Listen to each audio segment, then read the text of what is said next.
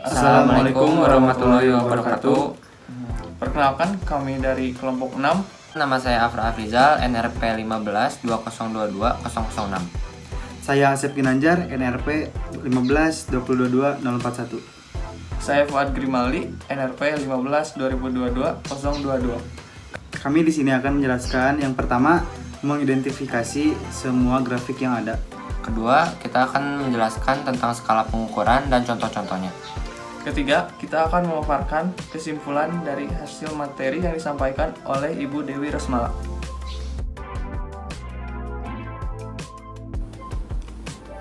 Pertama, saya akan mengidentifikasi semua grafik yang saya temui.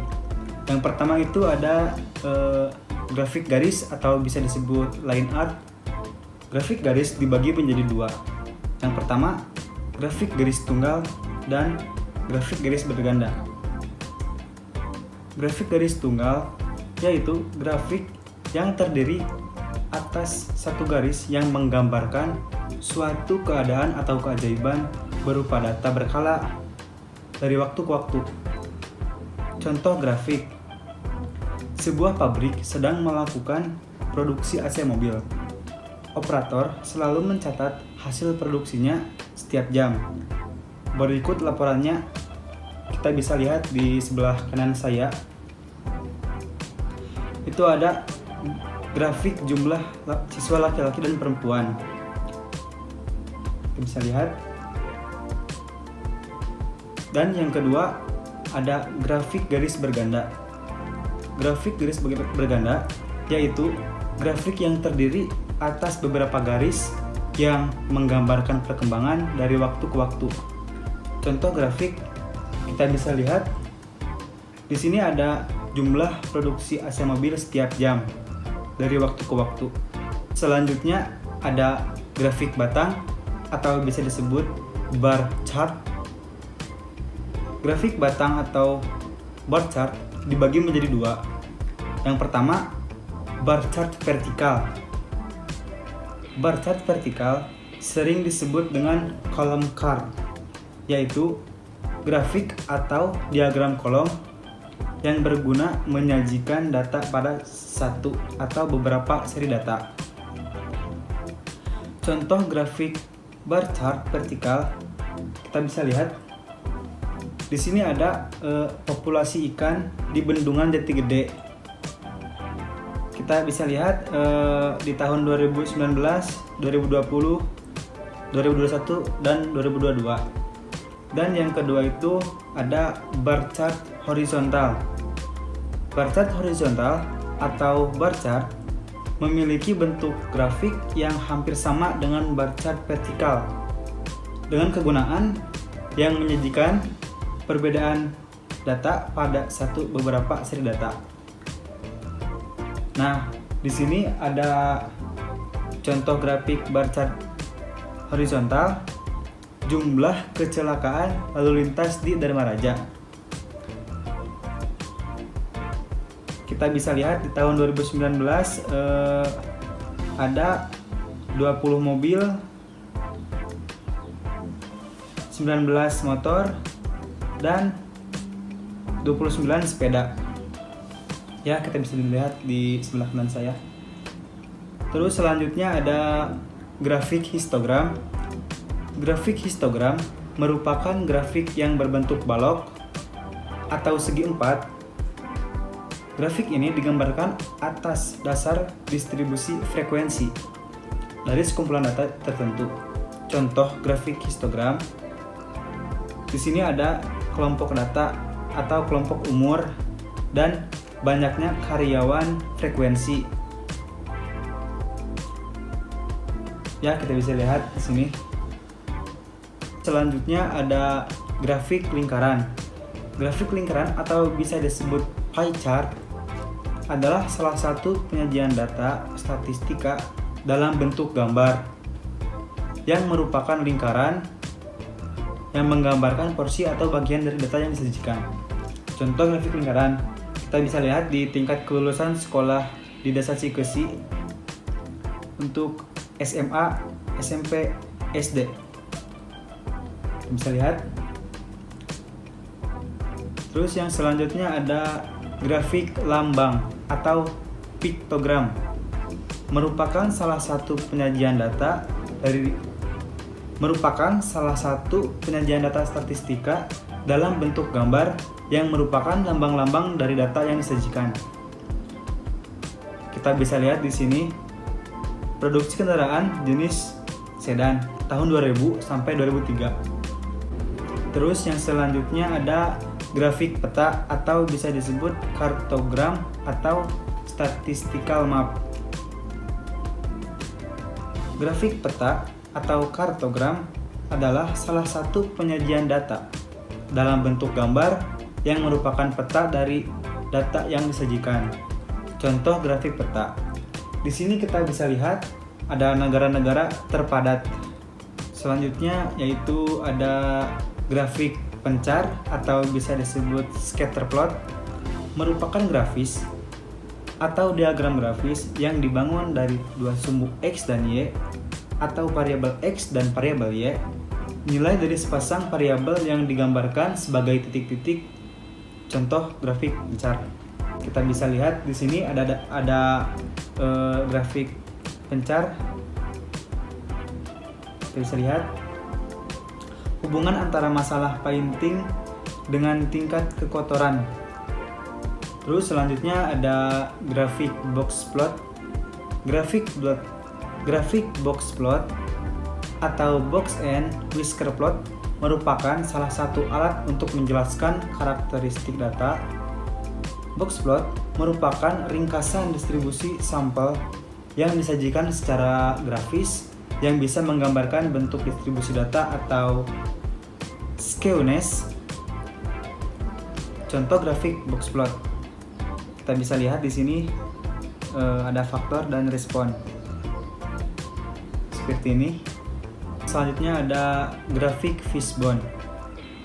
Grafik fishbone atau diagram fishbone adalah analisis yang juga disebut diagram sebab akibat atau cause effect diagram dan memiliki nama lain yaitu Ishikawa diagram. Contoh dari grafik fishbone kita bisa dilihat di sebelah kanan saya. Di sini ada manusia, metode budidaya, bahan, dan lingkungan. Mungkin hanya itu yang bisa saya sampaikan dan hanya itu yang saya temui. Terima kasih. Materi selanjutnya yaitu skala pengukuran. Skala pengukuran adalah sebuah acuan yang digunakan untuk menentukan panjang, pendeknya interval yang ada dalam satuan alat ukur. Dengan menggunakan skala pengukuran, maka alat ukur yang digunakan akan menghasilkan data kuantitatif. Lalu, skala pengukuran dibagi menjadi 4 bagian. Yang pertama ada skala nominal, yang kedua skala ordinal, yang ketiga skala interval, yang keempat yaitu skala rasio. Yang pertama skala nominal. Skala nominal merupakan skala pengukuran paling sederhana atau tingkatannya paling rendah di dalam suatu penelitian. Misalnya, digunakan untuk memberi label, simbol, lambang, atau nama pada sebuah kategori, sehingga akan mempermudah pengelompokan data menurut kategorinya. Ciri-ciri skala nominal. Yang pertama, kategori data bersifat mutually eksklusif, atau setiap objeknya hanya memiliki satu kategori saja. Yang kedua, kategori data tidak memiliki aturan yang logis, atau bisa sembarang. Contoh skala nominal. Misal, nama kota lahir. Ada yang Bandung, Jakarta, Surabaya, Bogor, dan lain-lain. Hal ini hanya untuk pembeda saja, tidak menunjukkan tingkatan tertentu. Dengan kata lain, orang yang lahir di Bandung bukan berarti lebih baik dari Bogor atau yang lainnya. Selanjutnya, skala ordinal. Skala ordinal merupakan skala pengukuran yang sudah menyatakan peringkat antar tingkatan.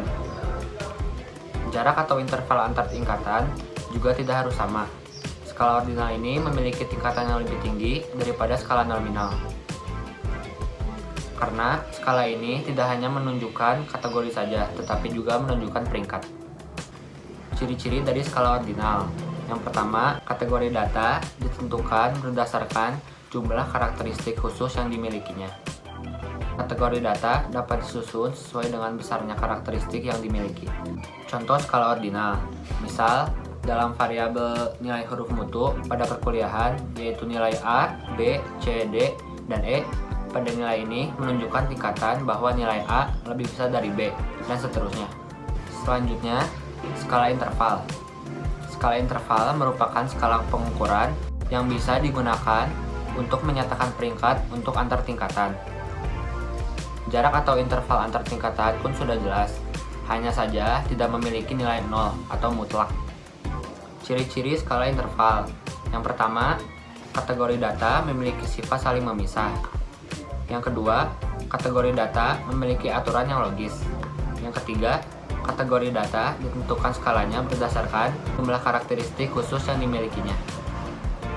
Yang keempat, perbedaan karakteristik yang sama tergambar dalam perbedaan yang sama dalam jumlah yang dikenakan pada kategori. Yang kelima, angka 0 hanya menggambarkan satu titik dalam skala atau tidak memiliki nilai 0 absolut. Contoh skala interval. Misal jam 000 bukan berarti waktunya kosong atau tidak ada nilainya, karena jam 0000 sendiri masih menunjukkan waktu di mana jam 0000 sama dengan jam 12 malam. Yang terakhir ada skala rasio. Skala rasio adalah skala pengukuran yang ditujukan pada hasil pengukuran yang bisa dibedakan, diurutkan, memiliki jarak tertentu, dan bisa dibandingkan. Skala rasio merupakan tingkatan skala paling tinggi dan paling lengkap dibanding skala-skala lainnya. Jarak atau interval antar tingkatan sudah jelas dan memiliki nilai 0 yang mutlak. Nilai 0 mutlak berarti benar-benar menyatakan tidak ada. Contoh skala interval. Misal, tinggi badan Agung adalah 190 cm, sedangkan tinggi badan Fatinson adalah 95 cm. Pada situasi ini, dapat dikatakan bahwa jarak tinggi badan Fatinson dengan Agung adalah 95 cm. Bisa juga dikatakan bahwa tinggi badan Agung 2 kali tinggi badan Fatinson. Sekian, terima kasih. Nah, sekarang kita akan ke kesimpulan dari materi yang disampaikan oleh Ibu Dewi Rosmala. Apa itu statistika? Statistika adalah ilmu tentang data, bagaimana cara mengumpulkan data, mengolah data, menganalisis data, dan melakukan penarikan kesimpulan. Macam-macam statistika. Statistika itu dibagi dua. Satu adalah statistika deskriptif dan kedua adalah statistika inferensial. Statistika deskriptif yaitu statistika yang mendeteksikan data atau mengolah data sedemikian rupa agar menjadi inferatif. Untuk yang inferensial, hal itu tidak dijelaskan karena bukan atau tidak untuk dijelaskan saat ini. Yang selanjutnya adalah berbagai macam data penelitian. Dari hasil penelitian dikelompokkan menjadi dua, yaitu ada yang kualitatif dan kuantitatif. Kualitatif merupakan data yang bukan angka dan kuantitatif merupakan data yang berupa angka. Bagaimana menyajikan data secara deskriptif? Satu, menggunakan numerik. Dalam numerik ada yang UGP atau ukuran gejala pusat. UGP menentukan gejala pusat dari suatu data dengan teknik statistik yang menggunakan modus, median, mean. Namun dari 3 macam teknik tersebut yang menjadi pusatnya berbeda-beda. Selanjutnya ada UL, ukuran letak, dan US, ukuran sebaran. Selain numerik, ada juga grafik. Di sini kita ada beberapa grafik. Yang pertama ada bar chart, pie chart, histogram, line chart, scatter plot, box plot, dan phase one. Skala pengukuran di dalam statistik terdapat 4 cara pengukuran. Yang pertama adalah nominal, yang kedua adalah ordinal, yang ketiga adalah interval, dan keempat adalah rasio. Apa perbedaan nominal dan ordinal? Nominal tidak ada urutan atau tidak ada jenjang, artinya setara. Sedangkan ordinal Di ordinal itu ada urutan dan ada jenjang. Selanjutnya ada interval dan rasio. Perbedaan keduanya ada di 0. Interval merupakan 0 yang tidak mutlak atau absolut, dan rasio 0-nya yaitu mutlak. Nominal dan ordinal termasuk dalam data kualitatif, dan interval rasio termasuk data kuantitatif. Sekarang kita beralih ke populasi, sampel, dan metode sampling. Populasi adalah wilayah generalisasi yang terdiri atas objek, subjek, atau individual yang mempunyai kuantitas atau karakteristik yang sama, yang ditetapkan oleh peneliti untuk dipelajari dan kemudian ditarik kesimpulannya. Selanjutnya ada sampel. Sampel adalah bagian dari jumlah dan karakteristik yang dimiliki oleh populasi. Terus sensus adalah meneliti semuanya yang ada dalam populasi. Yang terakhir ada metode sampling, merupakan teknik meneliti dengan pengambilan sampel dari populasi agar representatif. Sekian dari saya, terima kasih.